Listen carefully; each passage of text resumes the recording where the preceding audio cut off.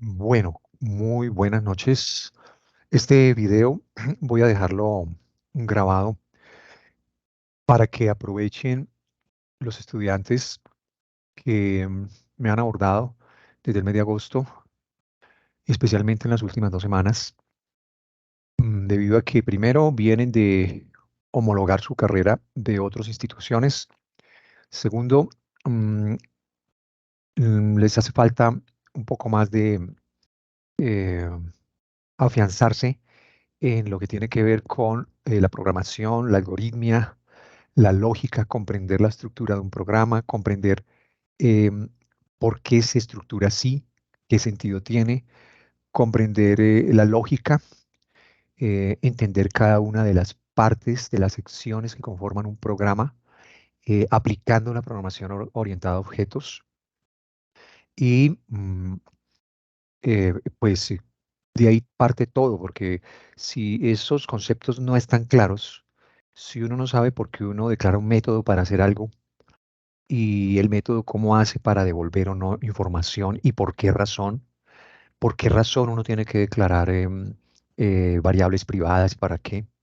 Y luego de eso, entonces, eso cómo encaja en el proyecto em, de pruebas automatizadas. Entonces, esa es la razón de ser de esta tutoría extraordinaria y espero que los estudiantes de los dos cursos entre semana puedan aprovecharla, la practiquen y yo voy a estar atento a preguntas adicionales.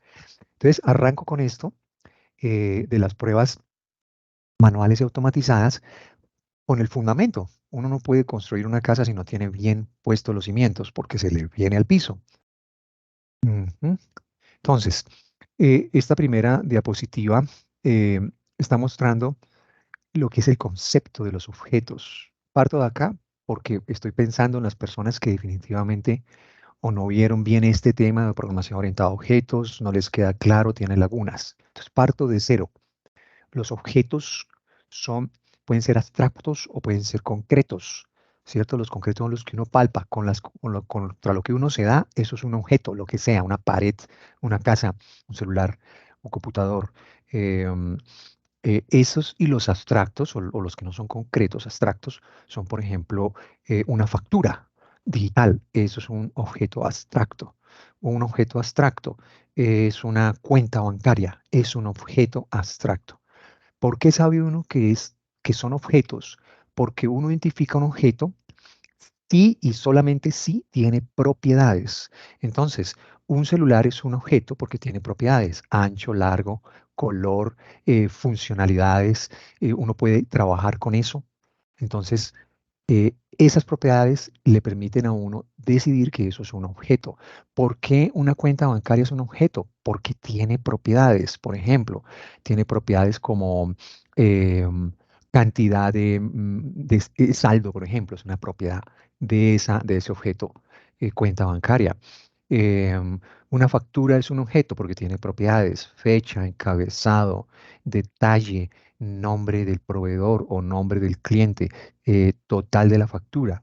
Esas son propiedades que convierten sea en papel o en computadora, a ese concepto, a esa abstracción de la realidad que se llama factura, la convierten en un objeto. Entonces, como se muestra aquí en la ilustración, los objetos, coloqué una casa, que es un ejemplo muy clásico. Una casa es un objeto y yo en programación podría construir a través de código, diseñar una casa. ¿Y por qué? Porque le puedo agregar propiedades, le puedo agregar alto, ancho, estilo, fecha de creación, etcétera.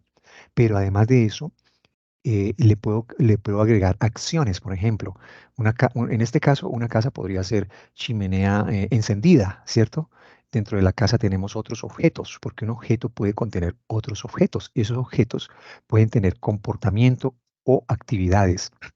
Y yo cojo en la computadora y diseño esa casa con propiedades a través de algoritmos, a través de lenguajes de programación. Y lo que hago es de ahí sacar copias. Y yo puedo sacar copias y los objetos van a ser exactamente idénticos, como ha sucedido con nosotros, de nuestros padres. Nosotros somos una copia. Somos, digamos así, por decirlo así, un objeto que gracias a ellos hemos sido creados, digamos, hemos venido a tener vida. Entonces, replicamos las características y las propiedades de nuestros padres porque hemos heredado de ese objeto principal, papá, mamá, todas esas características. Entonces, se generan otros objetos. Y así podríamos hacer con cualquier objeto que existe en el universo, replicarlo o reproducirlo con las mismas características y funcionalidades. Entonces, eso es un objeto. Ahora, respecto al testing que estamos desarrollando, estamos usando programación orientada a objetos. ¿Cuál es la estructura de la programación orientada a objetos? Subrayo aquí este pedacito. ¿Cuál es la estructura? Bueno, lo primero es que uno tiene que, por ejemplo, si nosotros fuéramos a crear, por ejemplo, camisetas. Entonces, la camiseta, ¿cómo se produce? Porque una señora que estudió eso, que se llama diseñadora de modas, ¿cierto? O costurera, cogió y compró tela, le metió tijera y creó la camiseta. Pero ¿cómo hizo para crearla y cómo fue posible que creara 10, 20 y 50 camisetas iguales? Porque creó una plantilla. Entonces, la palabra clave aquí en la programación orientada a objetos es plantilla. Creó esta plantilla.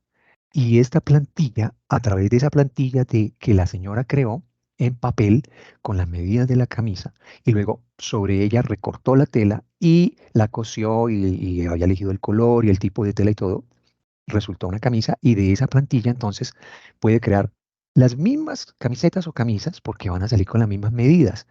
Entonces, ¿eso cómo se le llama en programación orientada a objetos? Se le llama una clase. Entonces, cuando ustedes hablen de clases en programación orientada a objetos, están hablando de plantillas, o sea, una estructura.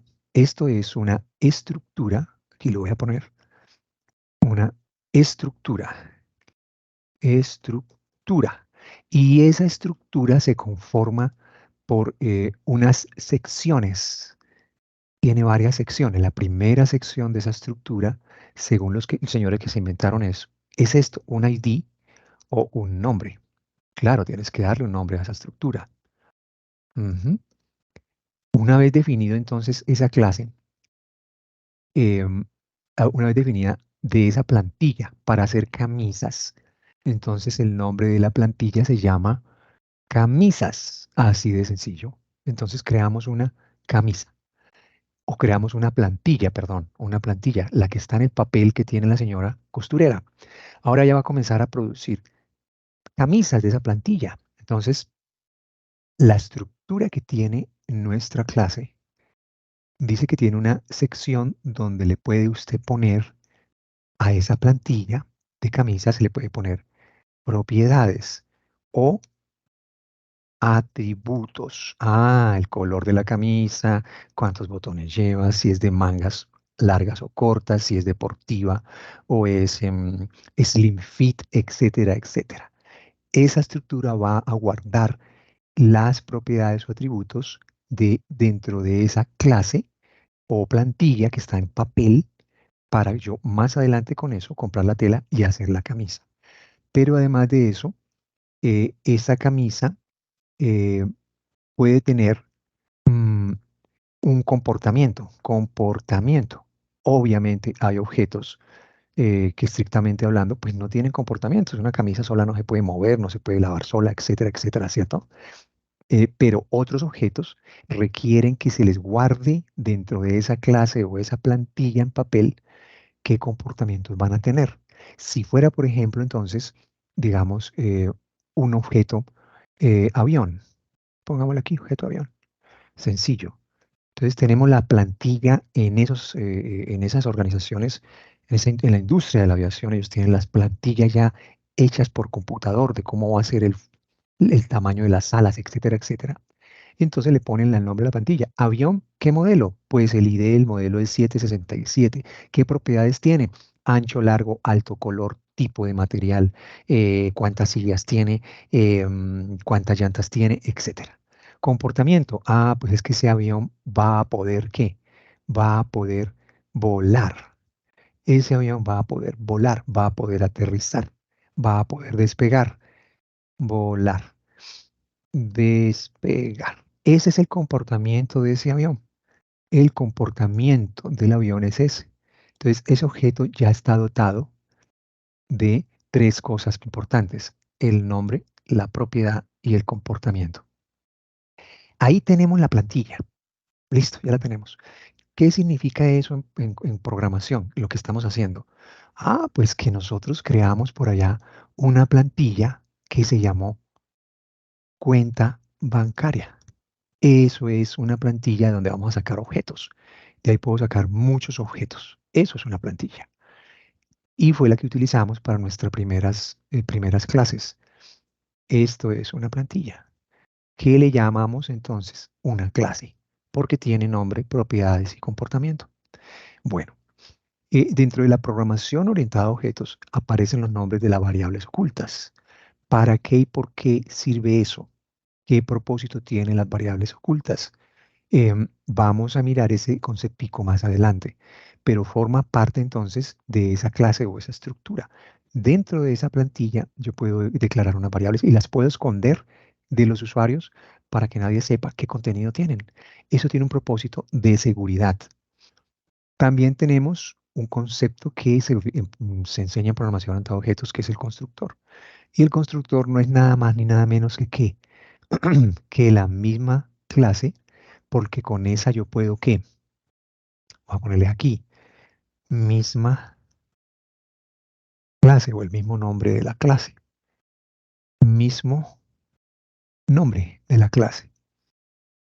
¿Por qué se llama constructor? Porque con ella, con el constructor, que tiene el mismo nombre de la clase, yo puedo construir.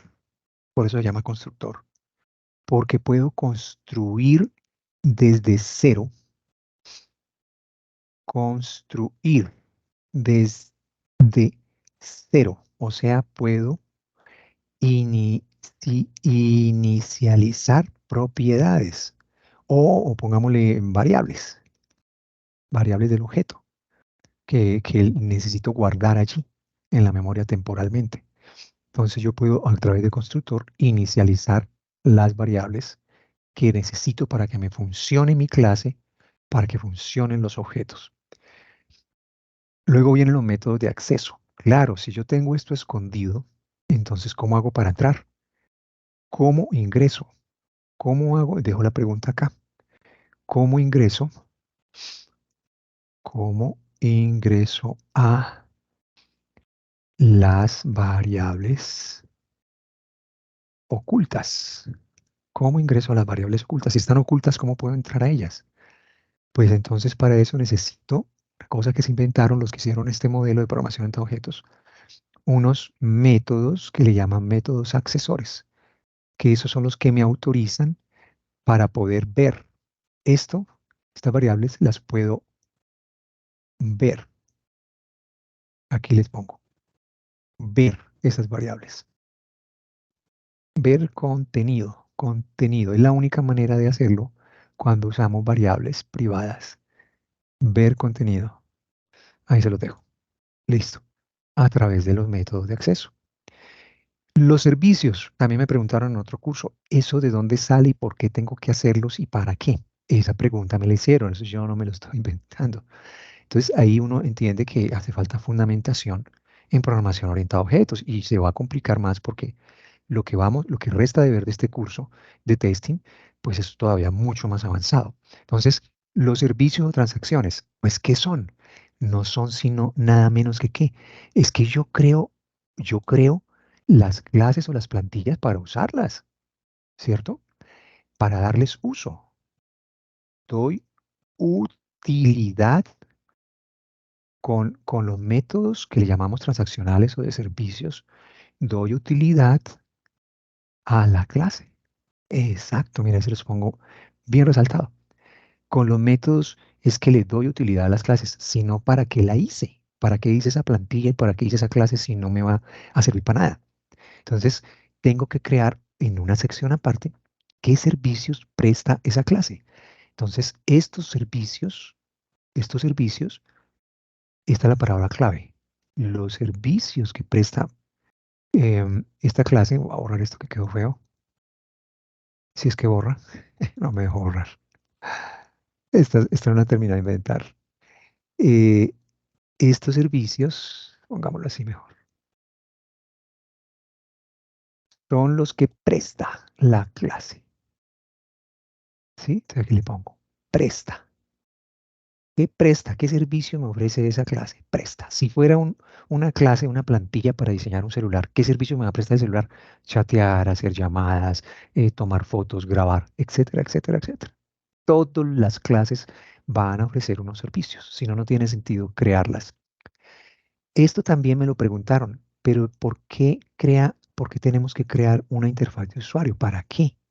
Bueno, y entonces, ¿a través de dónde o de qué? Cuando yo cree de esa clase un objeto, saqué copias de ahí, como las casas, copias de ahí, como en la plantilla del celular modelo XY, saco todas las copias para vender en todo el mundo. Entonces, ¿cómo va a hacer el usuario para interactuar con ese celular? Necesita una pantalla, necesita un teclado. Y a través del teclado y la pantalla, le voy a poner aquí, por ejemplo, se lo voy a poner celular. El celular requiere una interfaz. ¿Y cuál es la interfaz del celular? Bueno, pongámoslo así, requiere una pantalla, requiere un teclado virtual o digital, etcétera. Y eso es igual o equivale a la interfaz, ¿sí? Usa el objeto lo usa el usuario, o lo utiliza, que no sea redundante, utiliza el usuario. ¿Ya? Para eso es esa interfaz. Entonces, nosotros, ¿cómo lo hemos hecho? Pues lo hacemos a través de un método que se llama main, que ustedes vieron también en Java y que seguirán viendo en todos los demás lenguajes de programación que aprenda, porque todos los programas, todo el uso de las clases tiene que tener un principio, tiene que entrar por algún lado para que se ejecute. Y eso se llama el método main. Método main. Y finalmente, ¿cómo entonces creo las clases sirven para qué? Con las clases yo puedo crear celulares, aviones, camisetas y esos objetos son eso, son objetos. Lo que produce una clase son objetos. Entonces, los objetos, ¿cómo los construyo? A través de un concepto que estos señores inventaron que se llama instanciación. Cuando yo hago una instanciación, ¿a qué le hago yo la instanciación? La instanciación se la hago a la clase. Entonces yo llamo a la clase y le digo, clase, hágame un favor y créeme un objeto. ¿Qué objeto? Pues un celular. Un objeto como un celular, por ejemplo. Un objeto como qué? Como un avión, por ejemplo. Esto me quedó pavorosamente feo porque me tropecé. Em, Se lo voy a poner aquí, bien gráfico. Un avión. Listo. ¿Y cómo logro crear los objetos? Con la palabra mágica instanciación. ¿Y qué es la palabra instanciación en programación? ¿Cómo se simboliza? Simplemente se simboliza con el nombre, clase y punto. Y punto. Y con eso yo, perdón, objeto, clase y punto. Y ya con eso yo puedo hacer uso de los servicios. Esto aquí. Entonces, ¿qué se instancian? Instancio los servicios. Ahí está. Bueno, entonces ahí le ponemos este bicho raquito. Está diciendo que se instancio los servicios. Desde aquí, objeto clase punto. Bueno, eso es como una gran introducción a lo que es la estructura que conforma un programa desarrollado con metodología de programación orientada a objetos. Bien, em, ahora miremos, esto yo lo que recomiendo es sencillamente, en pocas palabras, memorizar. Esto sí hay que memorizarlo. Esta lógica que hay aquí hay que memorizarla. ¿Por qué hay que memorizarla? Porque es la secuencia que se usa en todos los programas que se han hecho hasta la fecha cuando se aplica programación orientada a objetos y en cualquier tipo de programa orientado a objetos va a llevar esta estructura. Esta es la lógica eh, de lo que estamos hablando. Dijimos anteriormente que la clase tenía aquí un nombre, unas propiedades, un comportamiento, unas variables, un constructor, unos métodos para poder leer lo que está escondido allá, unos servicios, una interfaz para que el usuario pueda usar los servicios de la clase y, y una variable para poder usar los servicios. Entonces, aquí, ¿qué tenemos? Tenemos el nombre de la clase, mira ahí. Aquí, esta es la sintaxis de tipo pública porque puede ser leída por cualquier parte del proyecto. Class es la palabra reservada, aquí se las voy a subrayar. Class es una palabra reservada que se utiliza en lenguajes de programación orientados a objetos. Java, PHP, lo que quieran, se usa la palabra class para indicar que ese segmento de código es una clase, una plantilla. Voy a ponerles aquí. Esta es bueno, está allá a la derecha también. Plantilla. Mire, aquí está. Estoy creando la plantilla para hacer camisas, para hacer aviones, para hacer celulares, para hacer una factura. Y le pongo el nombre, cualquier nombre que quiera poner. Se abre y se cierra en llaves. Luego dice aquí que hay que memorizar el segundo paso, que es crear las variables donde voy a guardar los datos propios de la clase para poderlos usar más adelante. ¿Y cómo se declaran? Pues se declaran con una palabra reservada que es private o privado. Y luego viene, como paso 3, hay que prendérselo de memoria, declarar el constructor. Eso es religioso. ¿Por qué hay que crear el constructor de la clase? Para inicializar, por eso se llama constructor, construye. Inicializa los datos que están guardados ¿en dónde? Ah, pues en las variables o los miembros privados aquí. Ahí están guardados, ¿ya? Entonces, para eso entonces yo puedo em, darle a toda variable que usted em, declare en programación, la norma, o sea, la convención de las buenas prácticas de programación dicen que debe inicializarlas. Uno puede inicializarlas acá, pero la convención dice que se hacen a través del constructor y eso se llama buenas prácticas y calidad de software. Entonces, se inicializa la clase que se identifica porque tiene el mismo nombre.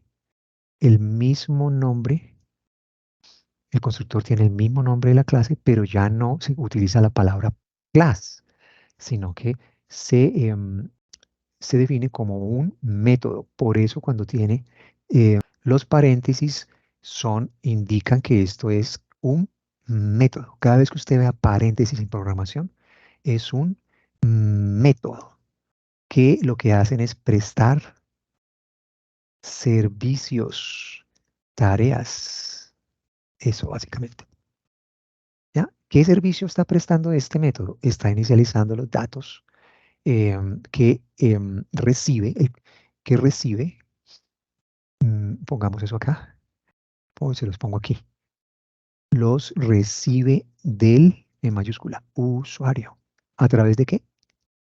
A través de la interfaz. Ahí está. Lo recibe el usuario a través de la interfaz, los datos. Paso número 4, los métodos de acceso, porque como escondimos las variables, método de acceso, escondimos las variables, están ocultas las variables.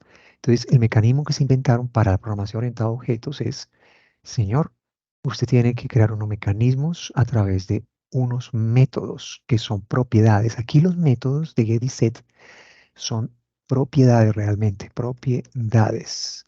Ojo con ese nombre. Esto es una propiedad que lleva, fíjese que la propiedad, note que la propiedad no tiene, si notan ustedes, algo interesante, ¿no? No tiene, mire esto, no tiene em, paréntesis, paréntesis, no los tienen, paréntesis. Bueno, ahora algunos lenguajes no sé si lo manejen igual, pero en general el estándar es que cuando ustedes vean un public con un tipo, por ejemplo, string, por ejemplo, doble, por ejemplo, booleano, y con un nombre y unas llaves, estas llaves que hay acá, tienen es llaves, esta y esta. Y adicionalmente, para rematar, como si fuera poco, ven la palabra reservada del lenguaje get o ven la palabra reservada del lenguaje set.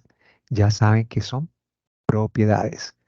Esto es una propiedad y uno puede declarar muchas propiedades para otros propósitos en programación. Para este caso es, ¿para qué las uso? Para inicializar, para obtener en este caso, mire aquí dice, aquí se los dejé, que me permite obtener, ver, leer, capturar, recoger el contenido que guardé por allá arriba, que está escondido, y me lo trae otra vez y lo puedo tener a mano. Y también la otra propiedad que me permite establecer, asignar, guardar. em, yo le pongo aquí asignar, que como más conocido por ustedes, cuando me mandan por teclado algo, entonces yo le digo, establezcale a esa variable privada, esta es la variable privada, mire. Por eso usamos esa convención, raya al piso. Cuando leemos esa variable sabemos que no es una variable cualquiera, es una variable privada. Ya me está diciendo esa raya al piso que es una variable privada que está encapsulada. Y esa es la convención, no se olviden de usar esa convención. Ojo, aquí le voy a poner, ojo, ojo, usar convención, raya al piso, un nombre, raya al piso, nombre. Paso número 5. Creo los servicios. Me preguntan que para qué, por qué se crean esos métodos. Entonces, como expliqué en la primera diapositiva, uno no crea clases para nada. Uno crea clases para crear objetos y uno crea objetos para brindar alguna utilidad. Entonces, aquí les voy a poner estos métodos de servicio lo que hacen es brindarme una utilidad, una tarea, una acción, por ejemplo, cuando son métodos para manejar acciones. Entonces, ese es el propósito mm, de estos métodos. ¿Y cómo se declaran? Esta es la sintaxis. Escríbala 10 veces y no se le olvida nunca. Son de tipo público porque no tiene sentido en este caso que sean privados y no poderlos usar. Si le pone privados, otras clases no van a poder usarla ni aprovechar ese servicio. Voy, ¿por qué? Ya vieron eso en Java, porque no necesitamos que esto nos retorne nada, sino que asigne cosas o evalúe cosas o tenga unos condicionales para ver si la cosa funciona o no, no más, pero no retorna nada. Y algunos tienen, algunos, no todos, tienen lo que se conoce como parámetros, ¿cierto? Que yo se los envío cuando el usuario me digita algo, yo cojo eso y se lo envío por acá. Ve, el usuario me digitó esto. Estos parámetros los digita el usuario o usted los puede quemar en el código. Aquí le pongo digitados por el usuario. Entonces voy a dejar hasta aquí este video y seguimos en contacto. Cualquier cosa, pues simplemente me escriben por el interno, lo que yo pueda colaborarles. Bueno, les agradezco mucho. Una feliz noche, pues, que les rinda.